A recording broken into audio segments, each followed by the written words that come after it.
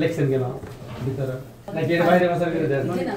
Bed number তো নাই, আপনি যেটা বুঝাবেন এটা বুঝবো নাকি? কিছু ওষুধ আছে ডাক্তার লেখেই নাই, যারা নার্স আছে এরা রেজিস্টারে বিতরণ দেখাইছে রুগীদেরকে। তো যে পরিমাণ খাবার দেওয়ার কথা সেগুলো দেয় না। এখানকার পরিবেশ অপরিচ্ছন্ন, এখানকার সেবার মান অনেক নিম্ন।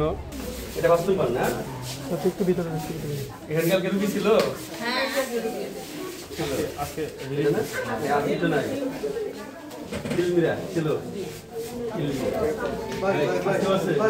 আপনি ইনচার্জ, আপনার নাম কি? রেজিস্টার দেওয়া ট্যাবলেট দেওয়া 5 নম্বর বেডে দেন, ডাক্তার লেখেই নাই।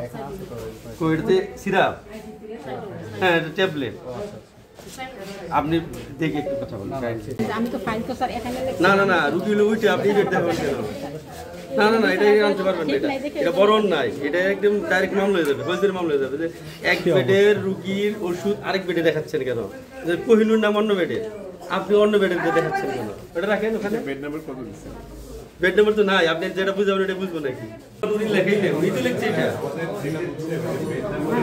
না না না, আমি বেড নাম্বার কি যাইনি আসছি, আমরা কিন্তু বেড নাম্বার দেখিয়ে আসছি, সব কিছু নাম বেড নাম্বার মিলে এখানে আসছি। 3 নম্বর বেড।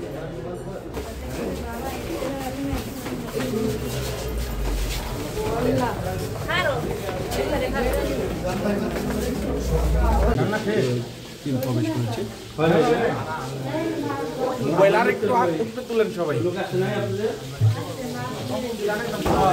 এখন মনে করেন আপনার আজকে তেল পাওয়ার কথা 1.5 লিটার, সেখানে কিনছে হাফ কেজি, আপনি বলতেছেন ফুল টাকা দিচ্ছেন, তাই তো?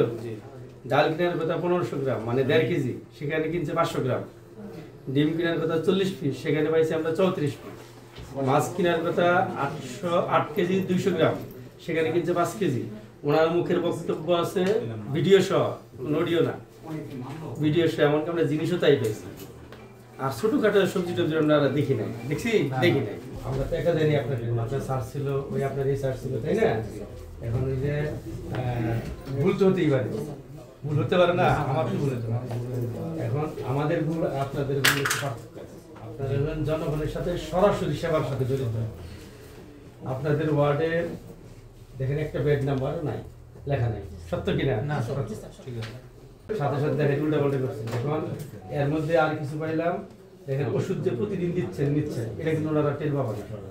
ওনারা আবার 1 মাস পরে যা দেখবো কি, এটা কিন্তু সরাসরি আপনারা নাই, ডাক্তারে ওষুধ লেখে নাই সম্পূর্ণ কিন্তু কিছু, তারপরে আপনারা রেজিস্টারে বিতরণ দেখাইছেন। আমরা জাস্ট একদিনেরটা দেখছি, 9 তারিখেরটা, রাইট? আমরা কিন্তু প্রতিদিন দেখি না, হয়তো প্রতিদিন আমরা যেহেতু 9 তারিখ পাইলাম, তাহলে প্রতিদিন যদি খুঁজি একটা দুটা পাবো না?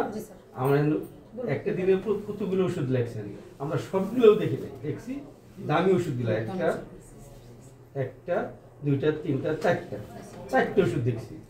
এর মধ্যে দেখা যাচ্ছে যে ওষুধ লেখে নাই, এই ওষুধ লেখেন এই ডাক্তার, তারপরে আমরা দিচ্ছেন। এই ওষুধ লেখছেন কেন ভিতরে? মানে ভুলে গেছে নাকি এর বাইরে ভাষা করে দেন? তার মানে এটা ডাক্তার না লেখার পরেও আপনারা এগুলো দিয়েছেন। কোনো অভিযোগকারী একটা অভিযোগ দিয়েছে যে গাজীপুরের শ্রীপুর স্বাস্থ্য কমপ্লেক্সে ডাক্তারগণ অনুপস্থিত থাকেন, এখানকার পরিবেশ অপরিচ্ছন্ন, এখানকার সেবার মান অনেক নিম্ন। তারপর হলো আপনাদের ওষুধের বিতরণের সমস্যা, ওষুধ ভিতর থেকে না দিয়ে বাইরে থেকে কেনায়, এগুলো সব খাবারের মান নিম্ন।